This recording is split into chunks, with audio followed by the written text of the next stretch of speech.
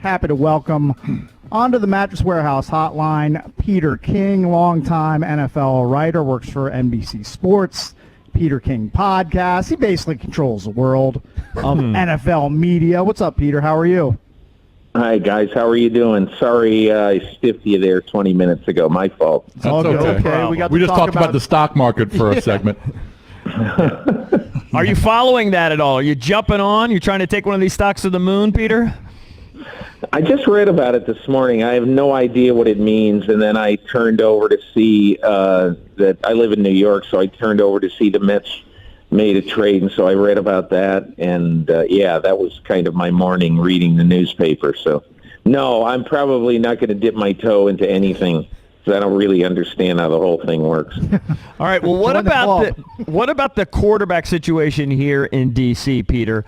Because they clearly play Taylor Heineke. Hey, I like Heineke, but you can't bank on him. Like him, yeah. Yeah, you can't bank on him. They're clearly going to dip their toes into these waters, but there's going to be a lot of players out there for Stafford, for Watson, the elite guys. Do you think they have a legitimate shot at landing either one of those? I mean, if I had to go to Vegas today and put $10 down on where Deshaun Watson is going to play in 2020, I'd still put it down on Houston. I mean, 3 months from today, the draft starts. That's when the Texans have 2+ months to solve this mess. I don't know if they will or not, but I do not. He very well may get traded, but I do not think that is anything near a done deal yet. I mean, Nick Caserio's been on the job for 3 weeks, the general manager.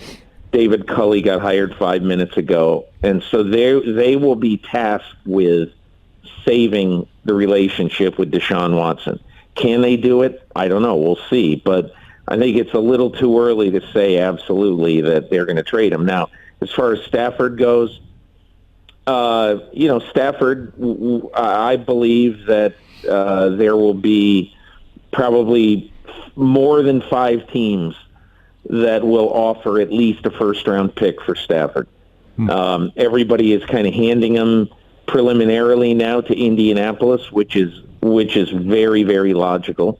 And Indianapolis knows how to make a deal. Chris Ballard, to me, is one of the 1, 2, 3 best young GMs in football. But it's probably going to take more than the 21st pick in the draft to get Stafford.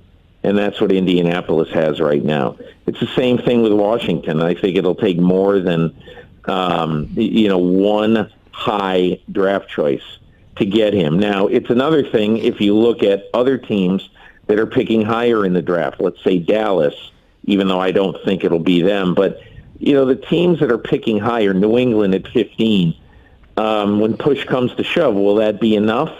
A pick like between 10 and 15? My gut says yes, but again, we don't know how much competition there's going to be for Matthew Stafford. And then I think after that, you start to get into what I would say the tier 2 guys who are going to be available, like, for instance, Jared Goff, for instance, possibly Teddy Bridgewater. And so then we start to see where the market really is going to be and whether there is going to be a market for guys like Bridgewater and Goff, or whether everybody is just going to try to go all in and then drive the market up on a guy like Matthew Stafford. Peter, what do you make of the front office additions here in Washington? Marty Hurney comes in. He's worked with Ron Rivera in the past. And Martin Mayhew comes in. He's had stints as GM in Detroit, in the front office in San Francisco. What do you make of those additions? I really liked Marty Hurney from the time that, 100 years ago he worked with Bobby Beathard. I think he got a great education in don't let anything stand in your way when you were convinced you should do something. And I remember when he drafted Cam Newton in Carolina, there were a lot of reasons why why maybe he should not have done that. But I think obviously he was proven correct. He had one MVP season, brought him to a Super Bowl in a 15-1 season, even though he's had a kind of a bizarre career. So I like Marty because he makes a decision, he feels good about it, and he feels strongly about it, and he goes after it. Martin Mayhew, I think, is one of these guys who, in the time that I've been around him in the NFL, he's a calm and reasoned and incredibly thoughtful person who really believes in culture and in getting the right fit for his team. And so what I think when I see Marty Hurney and Ron Rivera and Martin Mayhew sort of now as a collaborative team atop the personnel side of this team right now, the one thing I think is nobody is going to pound his chest and say, we got to take this guy and all that. There will be I'm sure some strident conversations and guys who will believe in their guys, but nobody is going to pound a fist on the table and say you guys are wrong and walk out of there. It's going to be a reasoned approach and a collaborative approach atop this team. Peter, the David Culley hiring in Houston, do you think that Watson had a say in that? Was that his guy? I have to tell you, when I heard about this last night, I said, that's one of the most stunning hirings I've seen in a while. I mean, everybody in the NFL right now is going young. Right. Houston hired a 65-year-old guy. Mm-hmm. Everybody in the NFL is, when you're looking at minority coaches right now, there is a very strong list. I don't mean to criticize David Culley. Again, I just simply have never heard his name mentioned by any team that was looking for a head coach. I was absolutely blown away. And it's not like he's a coordinator. He was a position coach, correct? And he's 65. He was a position coach, assistant head coach. Right. A lot of times you give guys assistant head coach titles for a lot of different reasons. They've been on the staff for a while, or they've been in the game for a while. They're sort of the wise old owl, which I think is probably what Houston did. They think he's a wise old owl who can help rebuild the culture of this team. And again, I'm not saying they're wrong. I'm just saying I was blown away. That's what I'm saying. Yeah. Peter, I saw that you mentioned in one of your columns that Brady and Mahomes, they've played each other 4 times as they play each other in the Super Bowl, and in those 4 games, they're 2-2, and they're separated by a point. Crazy.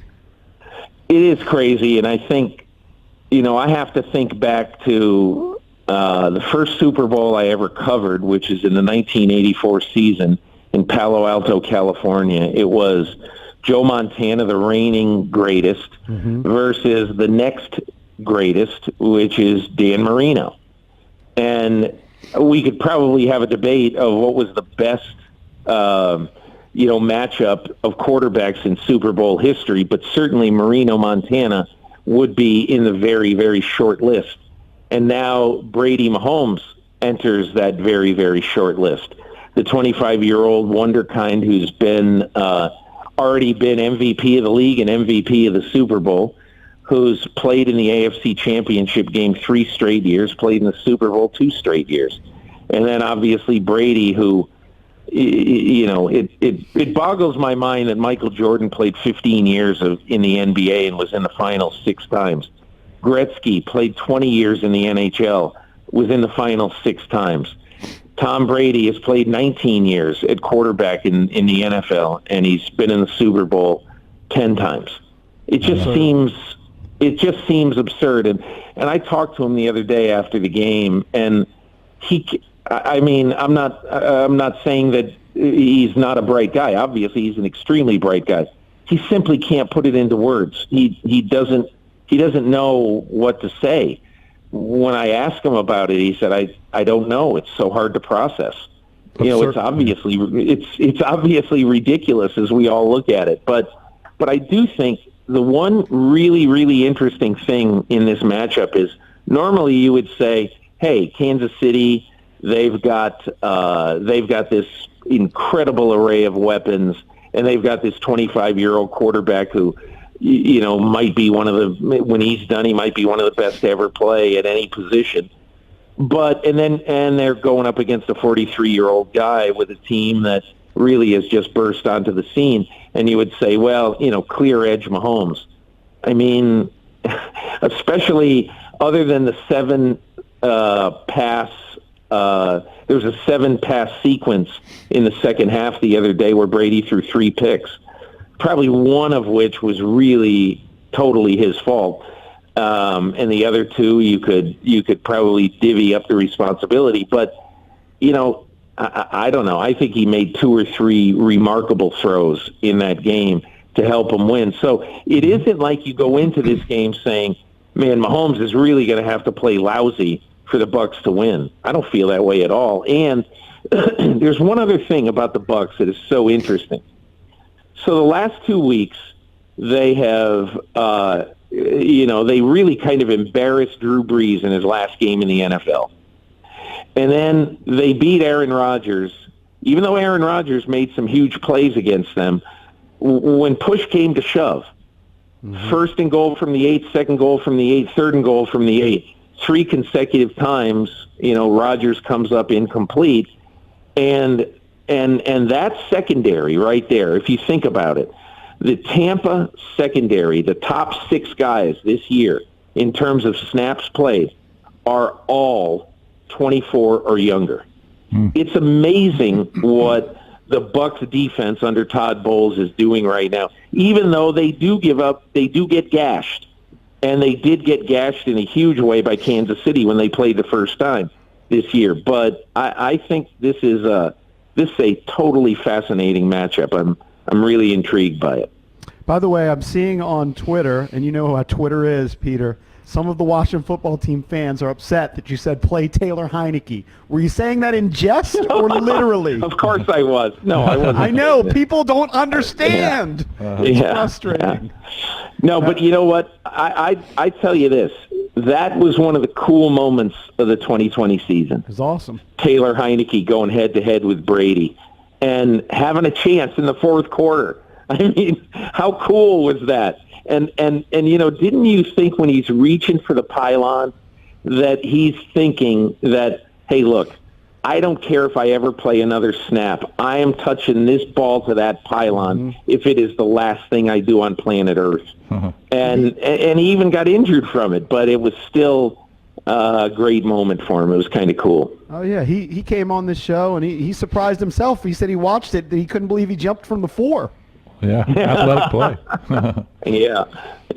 I think he deserves, I don't know where he's going to be on somebody's team. Yeah. That's all I know. Because if I'm a coach and I'm looking at my backup quarterback situation right now, I want a competitive guy like him to be in my quarterback room. I really, it's crazy. In the span of 3 hours, he's probably had 20 teams that said, we'll take him in our camp this year. Oh, yeah. Of course. He knew the system, anticipatory throws. It was definitely a fun ride. But for the record, for all the Twitter monsters out there, the King was joking. Yes, he was. Yeah. Thanks a lot. Thank you, Peter. Thank you, buddy. Really appreciate it. Okay, hey, no problem, guys. Thanks a lot for having me.